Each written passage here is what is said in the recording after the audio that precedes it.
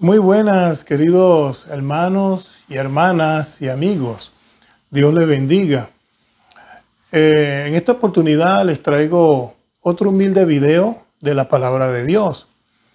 Y vamos a estudiar en esta oportunidad Mateo capítulo 18 en su versículo 1 al 5, que trata sobre quién es el mayor que los discípulos le hicieron a Jesús. Le hicieron esta pregunta a Jesús.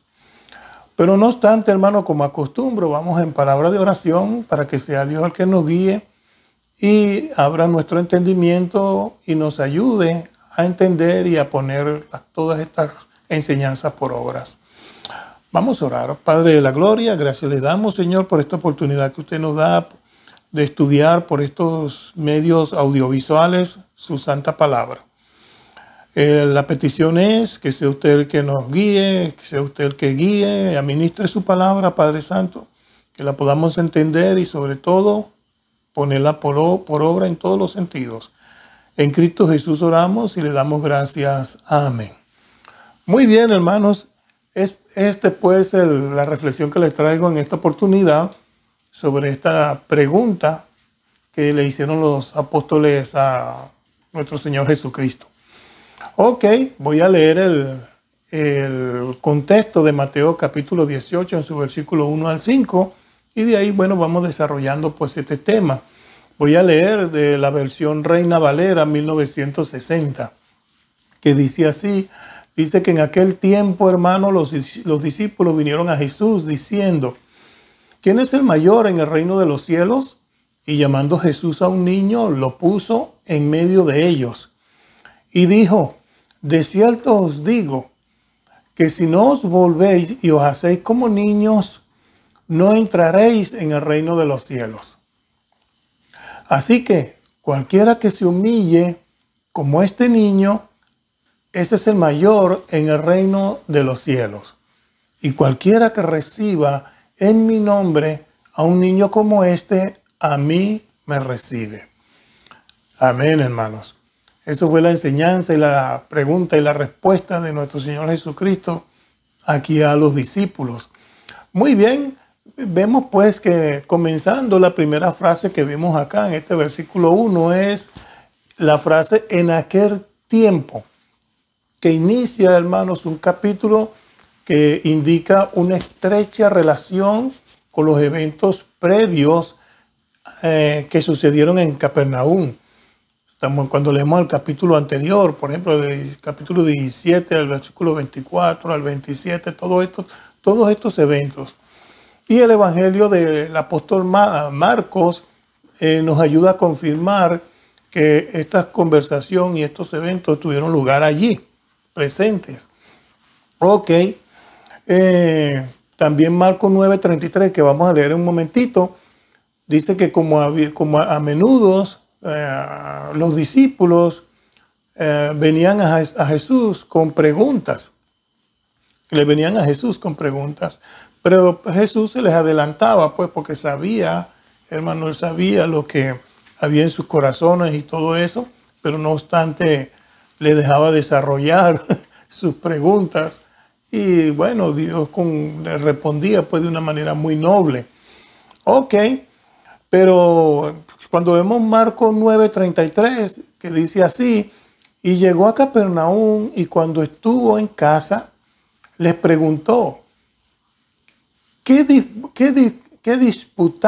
disputabais entre vosotros en el camino? Esta palabra, ¿qué disputáis? Podemos decirnos, ¿qué disputabais entre vosotros en el camino? ¿Qué preguntaba? ¿Qué estaban hablando ustedes y estas cosas? Le dice Jesús a ellos, Marcos 9:33. Entonces los discípulos, hermanos, en sí, ellos tenían un debate, prácticamente un debate en curso acerca de quién era el más grande en el reino de los cielos. Quizás cuando ellos estaban solos,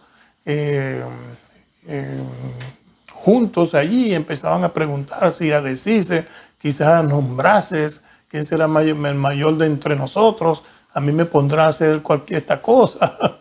Entonces, ¿quién era el más grande entre ellos? Era lo común, pues, de alguien que está hablando de que va a ser el rey el rey de los cielos y también el rey de la tierra. Entonces, ellos mientras caminaban a Galilea, hermanos, iban disputando estos puntos. Entonces, ahí cuando vamos leyendo Marcos 9:30, pues disputando todas estas cosas, vuelvo y repito. Después que llegan ellos, hermanos, a Capernaum, entraron en la casa de donde se quedarían a reposar, llegaron a un sitio. Entonces, presuntamente, hermanos, en los contornos ya bíblicos, cuando se leen comentarios bíblicos, la historia judía y estas cosas, se presume que era el hogar o la casa del apóstol Pedro, a donde ellos llegaron. Entonces, bueno, si fue así, qué bien, ¿no? En otro lugar. Pero entonces dice Jesús que indagó sobre el contenido de la conversación que estos discípulos tuvieron durante esa caminata en que habla Marcos 9:33, ahí en Capernaum, que iban caminando, ¿no? Ok, abordaron ese tema. Entonces, indudablemente sabía Dios lo que estaban conversando, pero como dije, sin embargo, él se adelantó pues a conversar, a preguntarle, hablando el punto. Entonces él se adelantó para cuidadosamente que ellos pudieran pensar la respuesta en cuanto a esto. Ok, entonces ellos tenían la disputa de los discípulos, quizás también era esta disputa también ellos las tenían presuntamente, hermanos, estos auges de grandeza que estaban discutiendo en casa. Jesús los escuchaba y estas cuestiones, pero Dios, como sabemos, Dios sabe lo que hay en el corazón del hombre. Entonces, esta disputa, pues, es posible o quizás tenían los discípulos por la prominencia, hermanos, otorgada a ellos en Cesarea de Filipo, allá en Mateo 17:1-3, cuando el Señor se le transfiguró. De Mateo 17:1-3, posiblemente. 6 días después, hermano, dice Mateo 17, versículo 1-3, 6 días después Jesús tomó a Pedro y a Jacobo y a Juan, sus hermanos, y los llevó aparte a un monte alto. Y se transfiguró delante de ellos, hermanos, y resplandeció su rostro como el sol, y sus vestidos se hicieron blancos como la luz. Y aquí le aparecieron Moisés y Elías hablando con él. Eso fue, hermano, un tremendo elogio, que Dios lo haya tomado a Pedro y a Jacobo y a Juan, y entonces se transfiguró y apareció Moisés y Elías. Y sabemos la historia que cuenta Mateo 17:1-3, que ellos hicieron unas enramadas y quisieron hacer un altar allí, todo eso, por esto y que el otro, porque quedaron asombrados. Esa imagen nunca la olvidaron. Entonces, claro, Jesús hablando del rey, que iba a ser el rey del reino que iba a establecer. Ellos ya estaban pensando que iban a ser el primer ministro y el otro iba a ser quizá el mayor de las Fuerzas Armadas. Entonces, ¿cómo es uno? Entonces, cabizbaban pues ellos en estas cosas, esos auges de grandeza.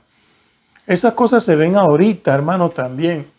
Cuando uno está trabajando en una compañía, hermano, las personas que están trabajando con la compañía y el jefe le tiene una estima tan grande a uno y se está hablando a uno no, en general, pues, a alguien, le tiene una estima a alguien allí, a un trabajador, y entonces se va a hablar de abrir otro departamento, y entonces esta persona ya empieza a maquinar en su cabeza que, y él va a ser el gerente principal de esa sección.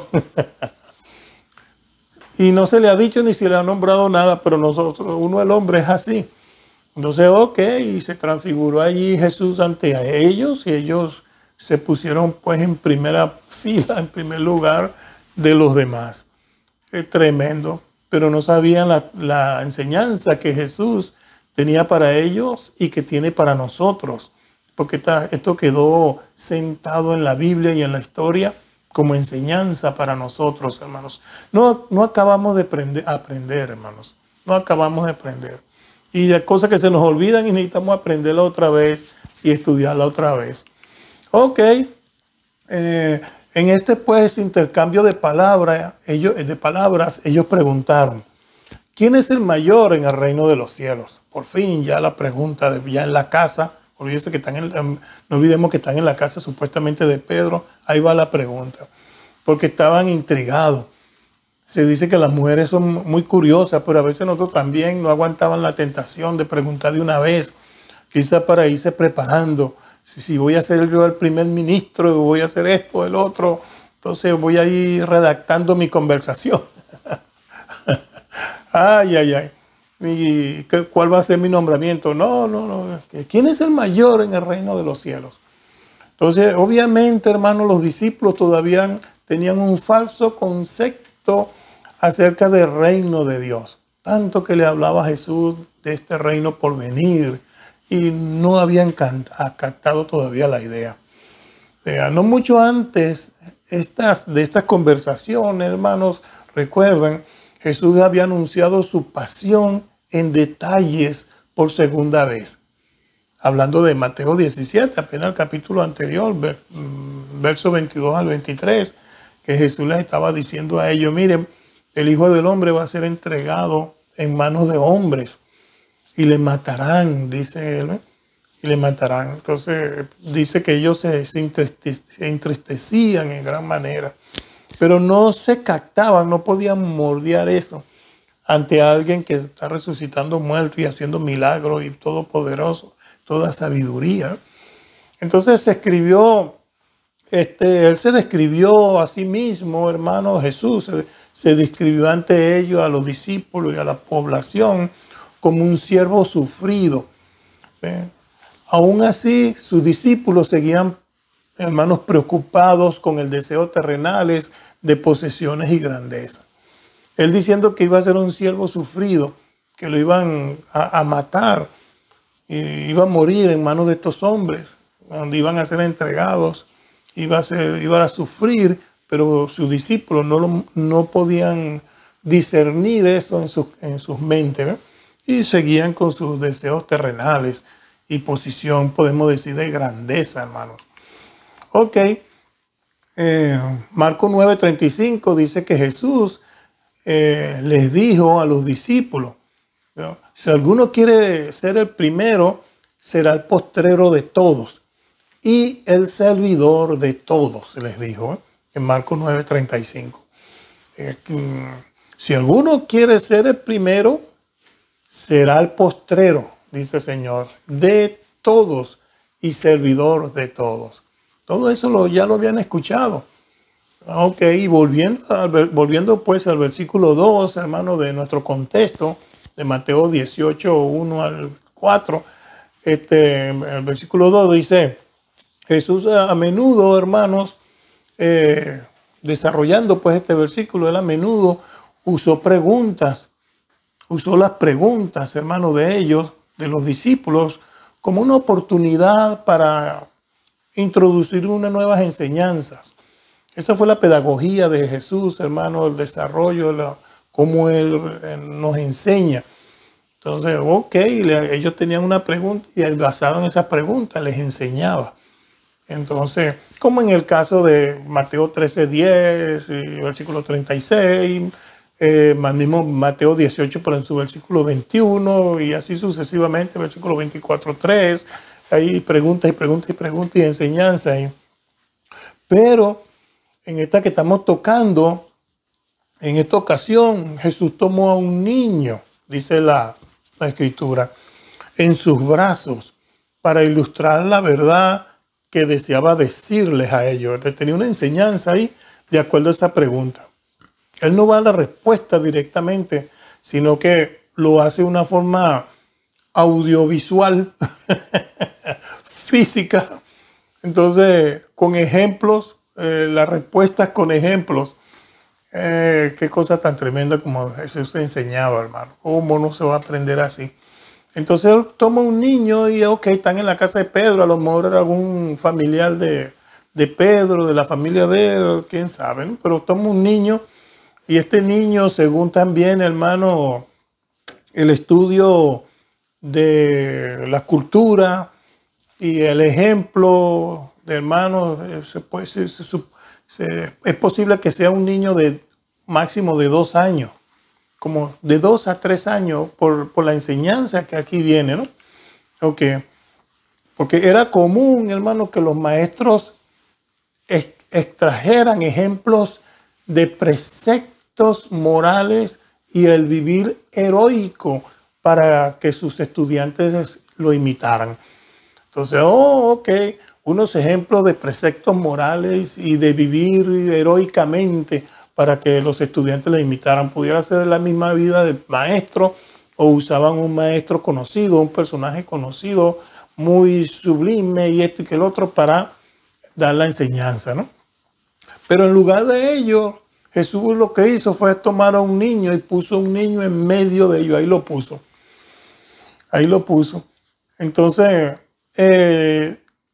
bueno, y esto del niño, acabo de decirle, hermano, que ellos buscaban a alguien y lo ponían de ejemplo, ¿no? Moral, y eso no está mal, ¿no? Pero ok. Pero en esta oportunidad, en esos tiempos, hermanos, cuando la comunidad, hablando de la comunidad que no era judía, los niños no valían pero nada, hermano. Yo no sé cómo es que eran esas culturas así. Los varones pequeñitos más bien les eran una inversión a largo plazo. Porque si nacía niños, cuando ese niño crecía, ok, se podía sumar a las tareas de la casa, de la agricultura y la ganadería y esas cosas, ¿no? Pero mientras tanto, no valían nada. Y si eran niñas, hermanos, con todo respeto, por ser la cultura de ellos, menos todavía. Estaban muy equivocados, por cierto. Los judíos no lo eran tanto, pero todavía ellos, los niños, no les tenían tanto afecto en el sentido de que es una criaturita de Dios y estas cosas, que es la sangre de tu sangre, ¿no? Es un regalo de la pareja. Entonces, no valía nada. Entonces, oye, entonces por eso Jesús tomó a un niño en medio de ellos, porque el niño en sí tiene un valor muy grande moral, hermano, y de fe, que les voy a hablar ahorita, que ellos debían copiar, que nosotros debemos copiar de un niño para ir al reino de los cielos. Que cosas que ellos no tomaban en cuenta, Dios se lo pone en alto relieve. Míralos, como dice Salomón, mira las hormiguitas y aprende de ellas. Entonces mira a los niños y aprende de ellos. Y si quieres ir al reino de los cielos, si quieres ser más grande que tus hermanos o ser más grande en el reino de los cielos, ponte a ver las cualidades de un niño. Ok, entonces pone pues el niño allí en medio de ellos. Dice el versículo 3 de Mateo 18, que Jesús contestó, hermano, la pregunta de ellos acerca de quién era el mayor del reino de los cielos, usando a este niño, desglosando pues el versículo 3, usando a este niño como objeto de una lección hacia ellos. Y les explicó de una vez. Y ahí va la respuesta de Jesús. De cierto os digo que si no os volvéis y os hacéis como este niño, no entraréis en el reino de los cielos. Y en plural, hermanos, no un niño en particular, todos los niños.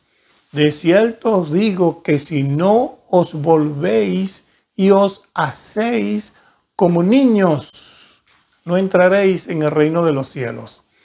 Entonces, qué bueno se hubiera visto la cara allí de los discípulos. ¿Qué enseñanza es esta? Como un niño. Ok. Los discípulos, por supuesto, estaban debatiendo acerca de posiciones en el reino, sintiéndose confiados de que ocuparían un puesto protagonista en el mismo. Pero Jesús les advirtió que si persistían, hermanos, en su arrogancia, en su egocentrismo, y ellos no iban a entrar, y no entrarían en el reino de los cielos. Estas son las cosas feas, hermanos, que está en el ser humano, que está en el hombre, que está en la mujer, que es lo que nos contamina y a veces no nos deja ver más allá ni entender más claramente las cosas del Señor, porque uno no tiene una mente humillada, no tiene una mente de perdón, de piedad, de nada, ¿verdad? Entonces somos arrogantes, el egocentrismo está en uno. Entonces eso nos impide entrar en el reino del Señor. Entonces una advertencia de una forma figurativa y clara dicha por nuestro Señor Jesucristo. Los discípulos tenían que volverse, hermanos, de sus inflados egos, como dicen nuestros hermanos mexicanos, que la persona se infló. A mí me gusta mucho esa expresión también. O que la persona se rajó como una tabla. Pero en este se inflan las personas porque mira lo que voy a hacer. ¿Quién sabe qué actitud tendría ya de antemano pensando en el nombramiento que le esperaría? Pero ellos tenían que volverse, hermanos, de sus inflados egos y hacerse humildes como estos pequeños niños que Jesús está mencionando acá, y de paso que tomó uno y lo puso en el medio para que lo vean. Sí, estoy hablando de un niño, ¿verdad? Mírenlo.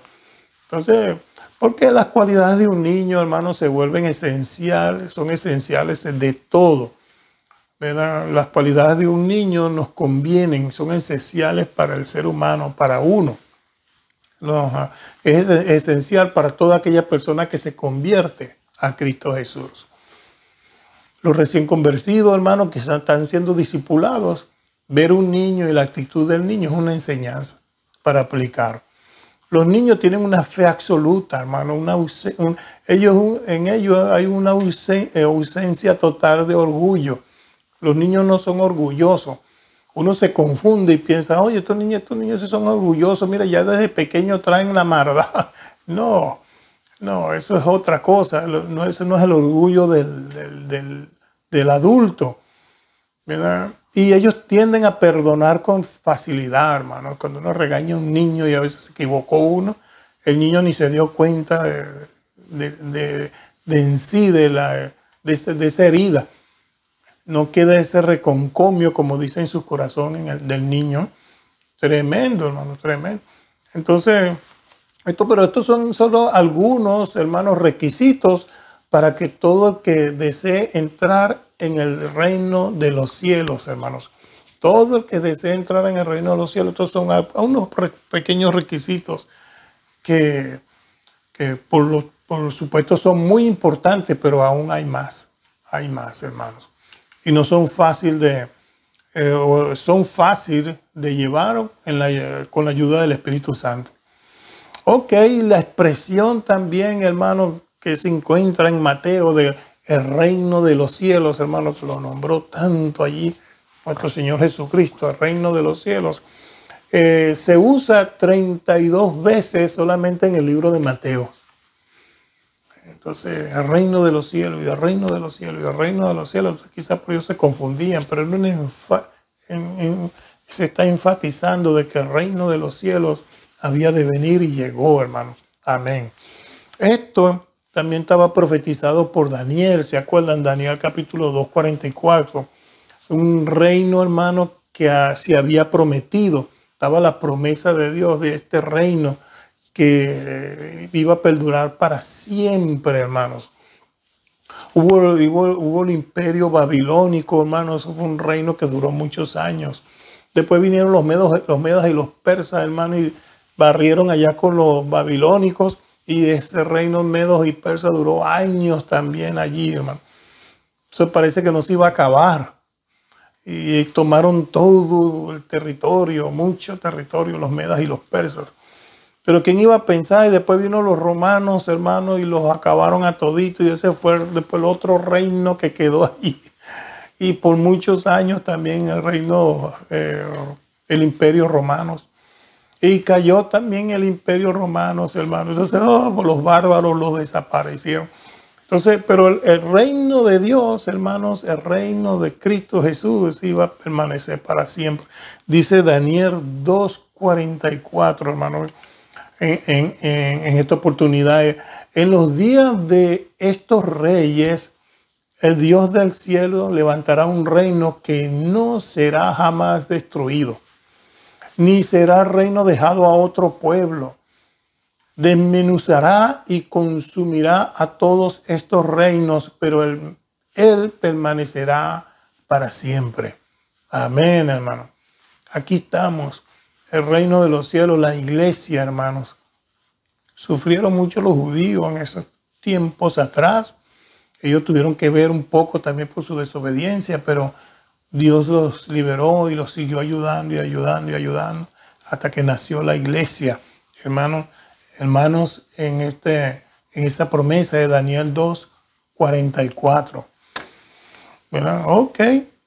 Bueno, Jesús, hermano, ya cuando ya había establecido su reino y estas cosas, cuando ya Él va a ascender a los cielos, hermanos, los discípulos le preguntan, ¿restaurarás el reino a Israel en este tiempo? En Hechos capítulo 6, ¿se acuerdan? Todavía no habían entendido bien los discípulos, hermanos. Se les enseñaba y enseñaba. ¿Restaurarás el reino de Israel en este tiempo? Porque ellos pensaban que Jesús iba a venir con un caballo blanco y el ejército más grande del mundo, iba a acabar con todos los romanos ahí que tenían eso conquistados, y ellos iban a ser libres otra vez, iban a tener todo su culto como antes, todo eso. Restaurarás a Israel en este tiempo. Seguían confundidos, pues, acerca de la verdadera naturaleza del reino. Jesús vino por un reino espiritual, hermano, un reino también que a su vez, hermanos, ayudó en lo físico. Pero ¿qué le dijo Jesús? En Hechos capítulo 1, de sus versículos 7 y 8, y reza de esta manera: no os toca a vosotros saber los tiempos o las razones que el Padre puso en su sola potestad, pero recibiréis poder cuando haya venido sobre vosotros el Espíritu Santo, y me seréis testigos en Jerusalén, en toda Judea, en Samaria y hasta lo último de la tierra, le responde Jesús. En Hechos capítulo 1, versículo 7, vuelvo y repito, cuando ellos preguntaron, ¿restaurarás el reino de Israel en este tiempo? No os toca a vosotros saber los tiempos o las razones que el Padre puso en su sola potestad, pero recibiréis poder, le dice el Señor, recibiréis poder. Entonces la profecía anterior, hermanos, se cumplió el día de Pentecostés, como ya sabemos, en el libro de Hechos, capítulo 2 en adelante. Esta profecía de Daniel, hermanos, de Daniel, se cumple aquí, hermanos, de Daniel 2:44, se cumple, hermanos, acá en Hechos 2, con lo aconteció. Es posible que ya ustedes han estudiado esta porción de la Biblia, en Hechos capítulo 2 en adelante. En ese día los apóstoles, hermanos, recibieron el Espíritu Santo con poder, ¿verdad? Y el reino de Dios vino al mundo, específicamente en Hechos capítulo 2, versículo 4, y el versículo 32 y el versículo 36. Todo el capítulo, pero todos resaltan estos versículos en cuanto al reino ya establecido. Las personas entraron al reino mediante la fe, hermanos, mediante el confesar, mediante el arrepentimiento y mediante el bautismo. Hechos capítulo 2, versículo 37 y el versículo 38, hermanos. Entonces, así ellos alcanzaron y pudieron entrar, hermanos, en el reino en el reino de Dios establecido por Dios. Entonces, era de acuerdo a la instrucción dada por Jesús, hermanos, en cuanto que una persona tenía que nacer de nuevo, ¿verdad? Para entrar en el reino de Dios. Hay que nacer de nuevo. Esto es nacer a través de las aguas, hermano, es nacer a través de las aguas y del Espíritu para entrar en el reino de Dios. Juan capítulo 3, versículos 3 al 5, lo explica allí, ¿no? Que hay que nacer de nuevo por medio de las aguas y el Espíritu, hablando del bautismo, hermanos. Ya en el versículo 4, hermanos, ya finalizando, allá de Mateo 18, 1, 4, es pues la breve lección que Dios les dio a los discípulos, hermanos, con esta respuesta a su pregunta del versículo 1. ¿Quién va a ser el mayor en el reino de los cielos? ¿Quién es el mayor en el reino de los cielos? Esta breve explicación. Y se compacta, hermano, ¿verdad? Diciendo de que cualquiera que se humille como este niño, ese será el mayor en el reino de los cielos. Amén, hermano. Es un ejemplo. Ese es el mayor. ¿Quiere ser el mayor? Ese es el mayor. Entonces, ese fue la enseñanza, ese es el punto de nuestro Padre Celestial. Una vez di un video, hermano, unos videos anteriores que me puse a hablar específicamente de los niños en la Biblia, de los niños, cómo lo ve la Biblia y la actitud de los niños que uno debe aprender, hermano. Ahí está en unos videos que di anteriormente. Entonces, ser grande ante los ojos de Dios es humillarse a uno mismo, hermano, y estar dispuesto a servir a los demás. Esa es la grandeza, hermano. Y cómo Dios nos ve, ve nuestra humillación, hermano, que somos personas humildes. Si no hemos aprendido eso, hay que aprenderlo. Y entonces, y estar dispuesto a servir a los demás, ¿verdad? Ese es grande en el reino de los cielos. En una oportunidad Jesús dijo, hermanos, que ni aún Él, hermano, que ni aún Él vino para ser servido, sino para servir, ¿se acuerdan? Y para dar su vida en rescate por muchos. Eso lo habla Mateo 20, versículo 28. Que Él no vino para ser servido, sino para servir y dar su vida en rescate por muchos. Esa es la frase que Él vino a dar. Rey de reyes, Señor y señores, creador de los cielos y de la tierra, hermanos. Rey sobre todos los reyes. Es para que le sirvamos sin objeción, pero no vino y nos dio el ejemplo y nos sirvió a los hombres, lavó los pies de los discípulos y les enseñó diciendo que aprendan eso, ¿no? Pero en esta oportunidad resalta el carácter de un niño. Sé como ese niño, humilde como el niño, y serás una persona vista a los ojos de Dios para la entrada al reino de los cielos. Agregándole que uno tiene que servir a los demás, hermano.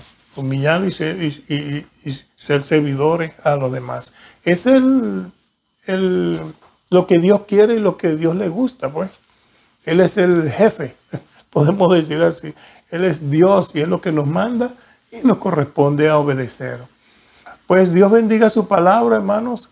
Y entonces estemos listos, pues, siempre para que nuestro corazón y nuestra mente esté humillado ante Dios y listo para servir en su reino, que es la iglesia. Dios bendiga su palabra, hermano, y espero haberle servido con esta pequeña reflexión. Dios les bendiga, Dios bendiga su palabra y hasta la próxima.